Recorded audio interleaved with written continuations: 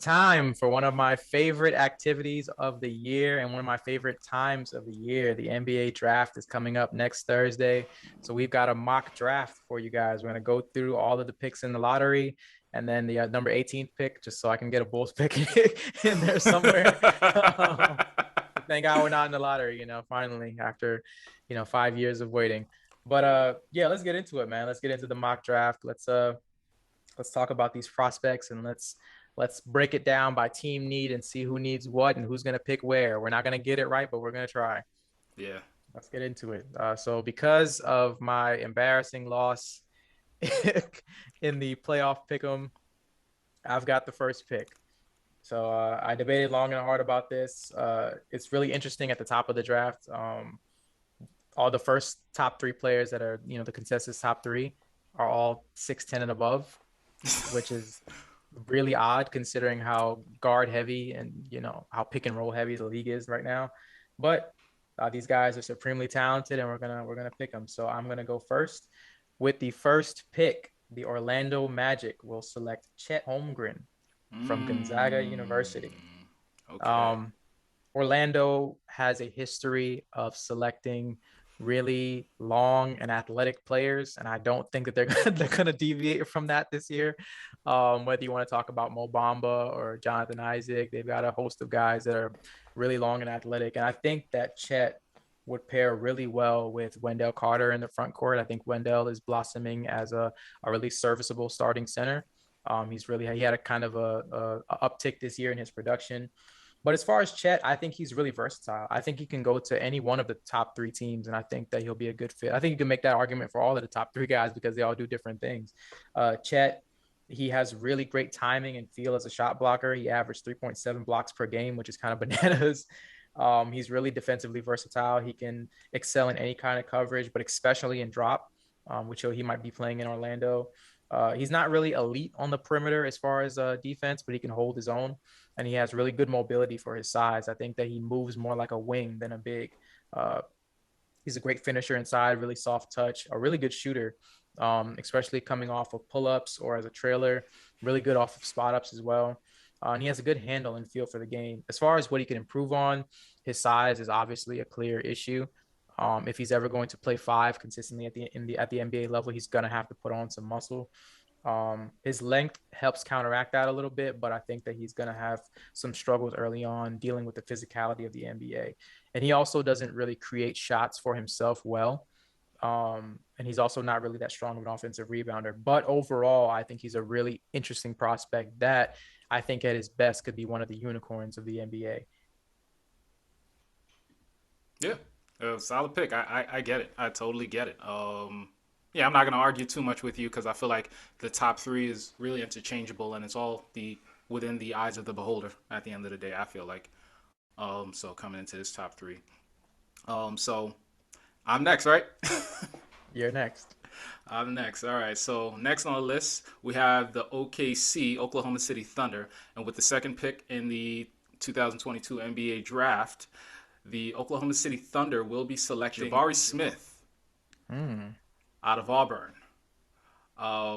because it's really dependent on what direction the Magic go in, and I think that the Thunder probably have, based on need, they're gonna satisfy it with one of these guys. So you just think about who can they pair with their core that they already have that features two all ball dominant players in Shea Gillis Alexander as well as Josh Giddey.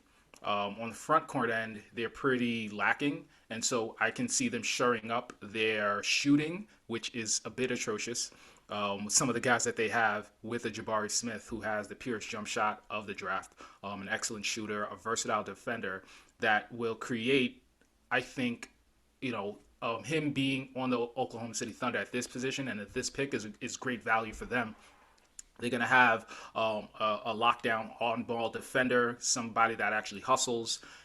Again, he stretches the floor, and his potential and his floor, his literal floor, is a three, and D power forward who can space the floor and be valuable for years to come in many different lineups.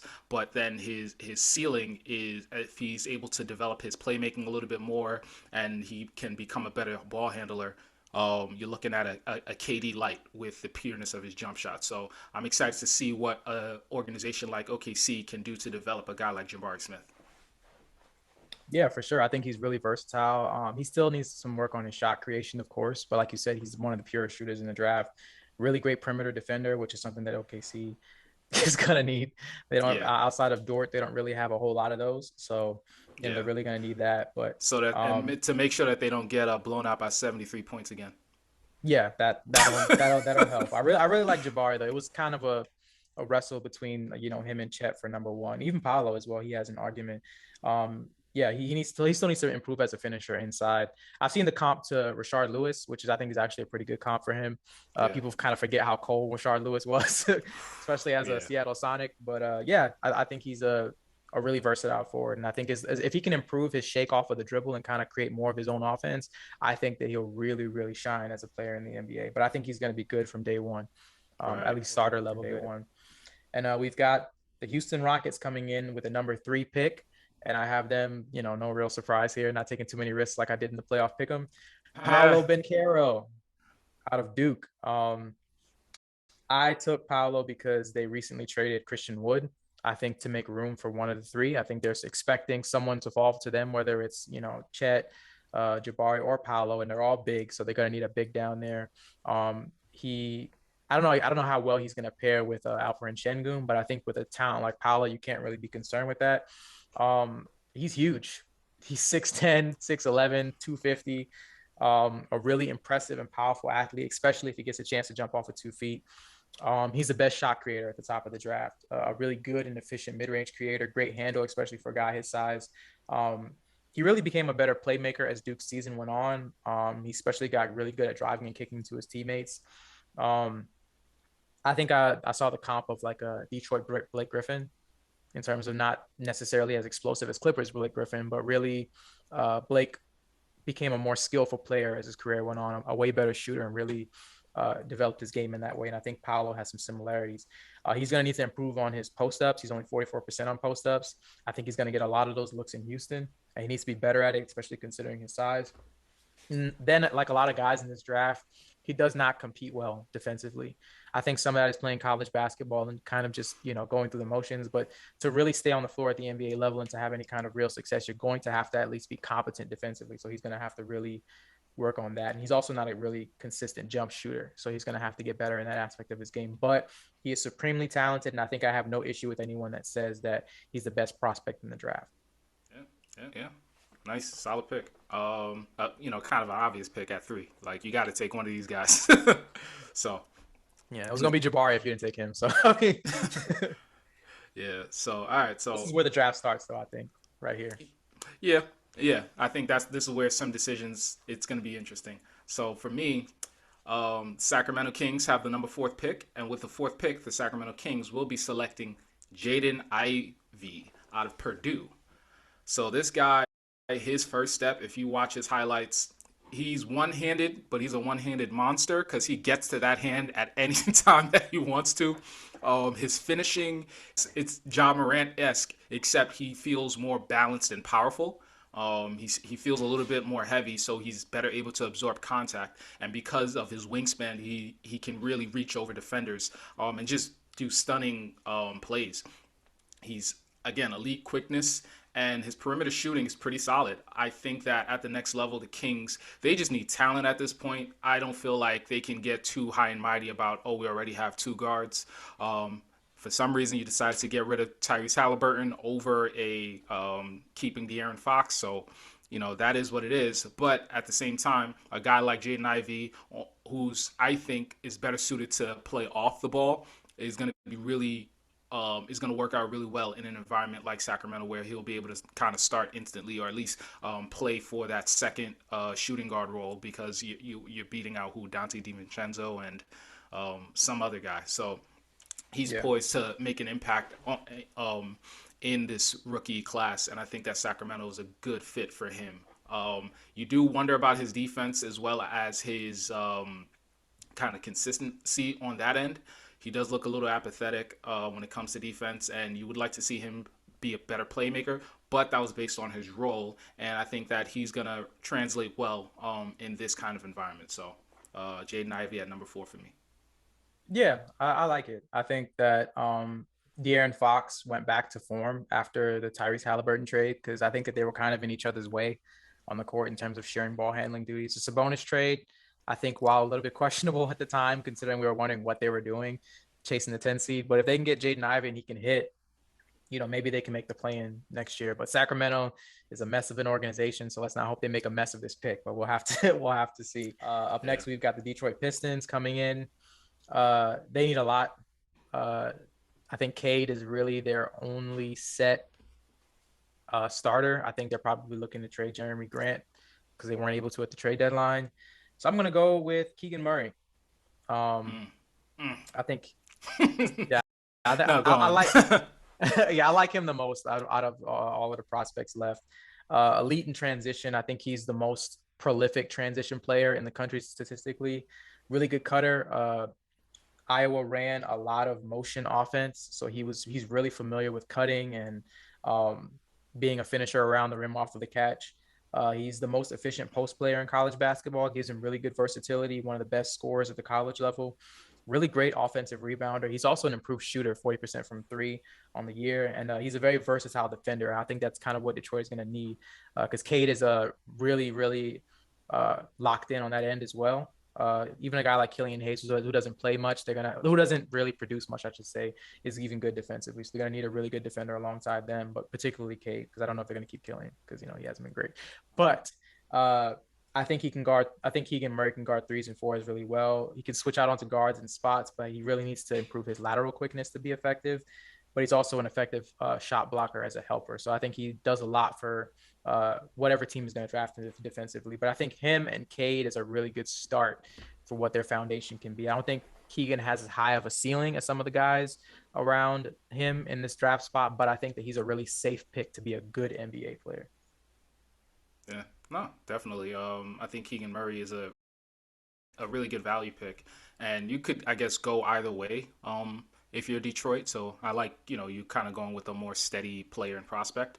So that leaves me at number 6 with the Indiana Pacers to go upside because we can afford to since we were a 20-something win team. And let's go with Shaden Sharp at number 6 with a 6th pick in the draft. So Shaden is a bit of a tricky prospect to judge because you look at his high school highlights and you say, wow, this guy's effing incredible. But then he doesn't actually play at Kentucky, and he just decides to kind of sit the year out and get ready for the NBA, which could bode well, but it could also make it a little bit hard for him, especially early on in his NBA career. He has the tools via the athleticism, the ball handling. He is capable as a playmaker and shows really good touch as a shooter as well. And so all those things you fall in love with, but you look at what he's probably going to struggle with most, which is defensive IQ and positioning. That has shown lapses, but it could also be based on the level of competition that he played at. But all of that are teachable skills as far as defense. You just need to have the athleticism and the will.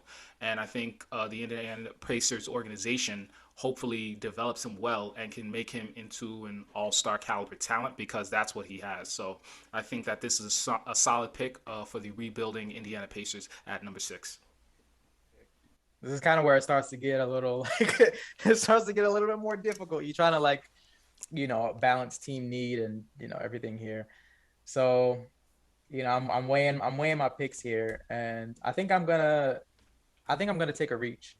Mm. Um, with the 7th pick in the draft, the Portland Trailblazers are gonna select AJ Griffin. Uh, AJ, of course, I think is a bit of a reach at this position, but just watching the tape, I think I'm betting on him restoring his athleticism. He suffered some knee injuries that kind of left him a little bit athletically limited at Duke, and compared to what his high school tape looked like. Watching his high school tape, he was a freak athlete, but he was a little bit more slow-footed at Duke, and I think that I'm banking on him using that year to recover from a knee injury and being more explosive in the NBA. But he's an elite shooter. He's one of the best shooters of the last 5 years. Excellent at creating open looks off of movement, and he started flashing some off the dribble potential later on in the season. He has some real upside as a shot creator. I think he also shows some ability to drive to the rim and score on turnarounds from the post. Really good cutter as well. As far as improvements, like many guys, like I said earlier in the draft, he's a stiff and underwhelming defender. He got beat with lapses off the ball pretty often. And like I said, I think that a lot of guys at the top of the draft and throughout the draft are just not going to be good defenders. So you're kind of banking on them improving that at the NBA level. But with Portland, I think that with Damian Lillard returning to form likely, I think he's going to need a guy like AJ Griffin around him as a shooter to help him out. As they lost CJ McCollum and Josh Hart, while a really good player, I don't know if he's going to be that offensive dynamo that they need despite his strong finish of the season. So Portland's going to go with AJ Griffin. Nice, really solid pick. Well, interesting pick. A bit of a reach, but I get it. So the New Orleans Pelicans are up next with the 8th overall pick, and this is where things get tricky because now you're taking guys off the list who I might have looked at, but as far as picks go, I have the New Orleans Pelicans selecting Bennedict Mathurin out of Arizona. I think that his combination of perimeter shooting and athleticism is basically what the Pelicans need. I think defense, they have guys like Herbert Jones who could probably show him how to play better defense, and that's going to be kind of his struggle in order to get minutes on the floor. But that shooting aspect that he brings to the table is going to definitely bode well against a team that has, primary ball handlers in the CJ McCollum and Devontae Graham, and Jose Alvarado in spurts. And what the Pelicans need is somebody to kind of plug and play, somebody to defend on the perimeter. And I think guys who are bigger in the paint, I believe who they have, Valanciunas still, right? They don't really necessarily need a center at this point, so I don't see reaching for a center like Jalen will be kind of good for them at this point. So that's why I have them taking Bennedict Mathurin at wing out of Arizona at number 8. Alrighty. Yeah, this draft is gonna get super wonky, man. it's gonna get super wonky. At number 9, the San Antonio Spurs are going to select Jalen Duren out of Memphis. Okay. San Antonio is going to be a little bit thin up front this year, so I'm going to give them someone that has great athleticism and is a really, really effective shot blocker. Jalen is probably the best physical specimen in the draft as far as having an NBA-ready physique and body and his strength level. Super explosive athlete, one of the best shot blockers in the draft. Great timing, great feel, really great on the interior, and I think he's pretty serviceable on the wing. He finishes well around the rim, and I think he's going to be a lob threat from day one. I think pairing him with an athlete, one of the quicker players in the NBA, and Dejounte Murray is going to be fun. I think if there's some improvement areas, he's not really a fluid or effective post-up threat. And then as far as shooting, you have to be able to shoot in the NBA to really stay on the floor, and he hasn't really flashed enough shooting outside of the paint to really be effective from that area. So that's definitely going to be an improvement area. But he's a good rebounder and a really good physical guy. I don't think he has a super high ceiling as a player, but if he can find like a DeAndre Jordan level of success in terms of that kind of player, I think he'll be really good and really versatile for a team like San Antonio. Yeah, that's a really interesting pick right there. I'm kind of surprised because San Antonio does have Jakob Poeltl as a rim defender, but he's not really a rim runner. And But I so think he's a free agent. I think that's what. I think in 2023 he is. Yeah, so I think that lines up pretty well with what they're doing. Because if you give Jalen a development year, you may not want to re-sign, Pirtle. Yeah, and it seems like the Spurs are all about development because they took Joshua Primo last year. So, Man, that was a head scratcher. Well, let's see yeah. how that works out. Yeah, but all right, I'm up next again with the 10th pick. The Washington Wizards will select Dyson Daniels. This gentleman has fallen straight into their lap. The Wizards need a guard, more specifically a point guard, but because they have a Bradley Beal who can, fill in point guard duties, I think that Dyson Daniels here offers really good value with his combination of on-ball defense, playmaking, and hustle.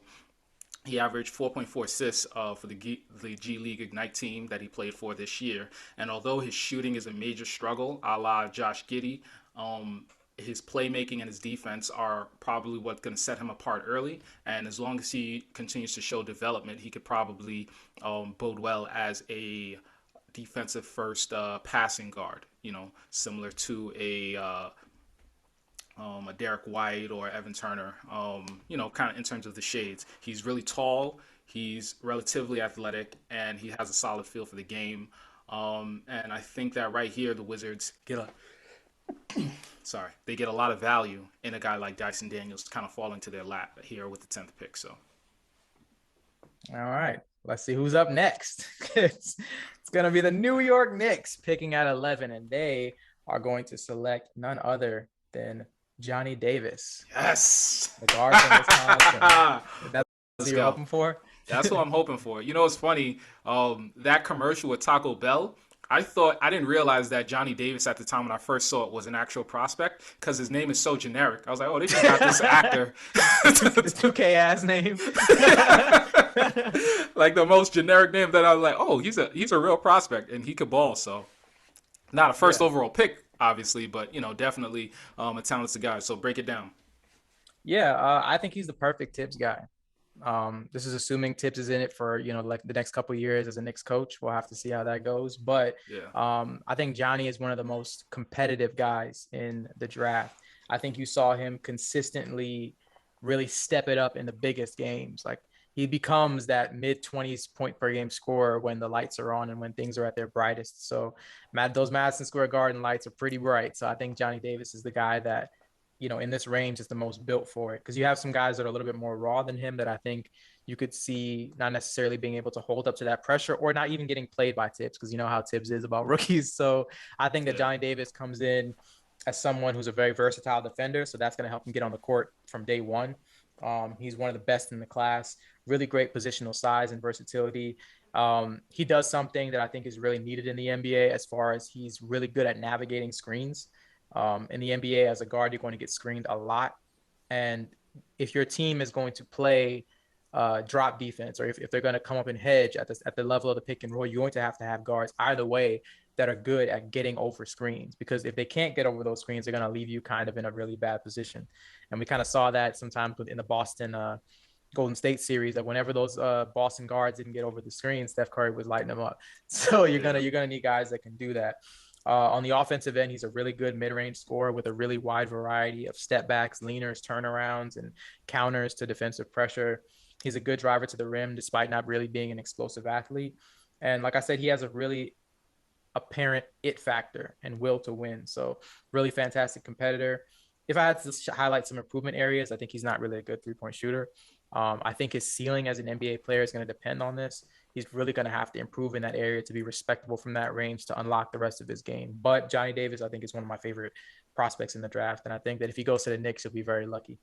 Yeah, no, definitely. I'm excited about that possibility, especially because at the top of this draft, there's not a lot of point guards. So we're not really going to be able to address that need via the draft. So shoring up somebody like him to put on the wing alongside guys like RJ, as well as, Quickly and Grimes and the rest of that crew, I think that he could definitely catapult himself into a starting role relatively quickly, just based on his confidence and his zeal. So thank you. I feel better about him than I do Dyson Daniels as a Knick. So yeah. Oh yeah. No, we can't do another guard that can't shoot. We can't do it anymore. Please. Please. Anyway, so I'm up next again. OKC is drafting again with another pick in this lottery. And here I have, with the number 12 pick, the Oklahoma City Thunder selecting Ousmane Dieng out of New Zealand. So this guy, he is definitely raw, and he is definitely a development guy. But at 6'10", with his ball handling ability, you got to take a chance on him if you're the Oklahoma City Thunder. They have a bevy of draft picks. They have a bunch of prospects that they can take big swings and misses on, a la, Pukashevsky or Pulevsky. I forgot this cat's name. Alexei Pokushevsky. Poku. Yeah, Poku, So I think that OKC, they love to draft really long, athletic, weird guys who are lanky and can do things on the court, and we'll see what happens and what they develop into. And I believe that with a couple years and some time to kind of develop his shot and to just at least get it to fall, because he looks good when he's pulling up and it looks smooth, but it's Brick City for all intents and purposes. So I think some maturity and some shooting coaches and some development will bode really well for him for his NBA future. So I got him going with the number 12 pick. Okay. Yeah, that's a good pick. I think I'm gonna go. It's tough for the Hornets because they have two picks Mm-hmm. here. So I don't know if I want to risk it here with them not getting a guy that they really need. So even though he might be available a little bit later, at number 13, the Charlotte Hornets are going to select Mark Williams out of Duke. Mark Williams, I think, really fits what the Charlotte Hornets need. They need a rim protector badly. They've needed one for a while. They selected Kai Jones last year, and he hasn't really panned out for them thus far, even though he may. But Mark Williams, his measurables are pretty freaky. He's one of the best shot blockers in the draft. 7'7" wingspan, really high standing reach, a good lob threat, solid athlete. I think he's going to be a really good drop defender in the pick and roll, but he struggles to hedge and play to the level of the screen. He's not a post scorer. But like I said, I think that he's going to be a shot blocker at the NBA level from day one. So they're going to need that really desperately. They could get him at 15, but I think that if you want to get your guy, get your guy. So I want to go with him at 12 or 13. Yeah, no, I like that. I like that pick for Charlotte. Kai Jones last year he didn't really play much, so it remains to be seen if he's a NBA talent at center. But you could definitely sure things up by getting a guy like Mark Williams here, and that's definitely solid value because they have so many guards at the moment. You know, you still got James Bouknight, who is struggling to find minutes with his loaded backcourt with Terry Rozier and LaMelo Ball and the rest of the gang. So, and Miles Bridges. So, I do like Mark Williams here to shore up that front court for the Charlotte Hornets. And for the last pick of the lottery, the Cleveland Cavaliers will be selecting Malaki Branham from Ohio State. This guy's kind of shot up draft boards, over the last year. He's unexpected as a one and done player, and his shooting has just been, a sight to behold. In Ohio State, he has, pull ups. He has the ability to create his own shot. He shoots well from three. The sample size isn't the biggest, but when I'm looking at a Cleveland Cavaliers team who already is shored up in the front court with guys like Isaac Okoro on the wing as well as their point guard of the future. They kind of need somebody else who can handle the ball since they're going to lose Ricky Rubio, as well as it looks like Colin Sexton. And they kind of got exposed in the playing game, even though they were going against a more experienced team in the Nets. They're going to need somebody to kind of take ball handling duties away from Darius Garland. And I think Malaki Branham is perfect at that position and with this pick. So especially with his defensive pedigree, I think the Cavs are going to have some length as well as just effort and willingness to defend at multiple spots on the floor. And then with his shot making ability, he'll be able to make up for defensive laps from guys like a Karis LeVert or Darius Garland. So I like this pick for the Cavs. There's some guys that we definitely avoided picking for various different reasons. I'm sure these teams are going to select them because they see something like, Jeremy Sochan out of Baylor Yeah. or Ochai out of Kansas. But yeah, I think that this was a really interesting, fun exercise. We'll see, what teams do. There's going to be some teams that are going to reach, like, I might have reached for AJ Griffin at number 7, but we're going to have to see what happens. I'm going to go into my Bulls pick really quickly as we close out the lottery. I'm hoping that they select EJ Liddell out of Ohio State. He's gone to them in a lot of different mocks, but I think he's one of the best shot blockers in college basketball. He's also really defensively versatile. I think I can see him as kind of like a PJ Tucker type, which is what the Bulls need. They need a wing defender that can also help stretch the floor. He was a much improved shooter over his tenure in college. He's apparently been working on his corner three, so we'll kind of have to see if that happens. But I like him as the pick. And if they don't select him, I think a guy like Tari Eason out of LSU could be really great as well. He's a super disruptive defender.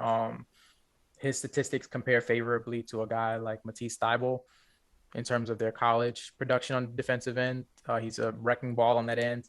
It's really fun to just watch him straight up just snatch the ball out of people's hands sometimes. So, he's still pretty raw offensively, especially from the perimeter. But those are my two guys. So, if I hope the Knicks get who they want, and apparently, I think you and Knicks fans would love a guy like Johnny Davis, and I hope that at number 18, if the Bulls decided they're actually going to keep the pick, uh, EJ Liddell or Tari Eason would be two really good picks for us. But that'll conclude our mock draft. Did you have a good time as we flubbed and flundered and tried to figure out how to be NBA GMs over the course of this last 40 minutes? Yeah.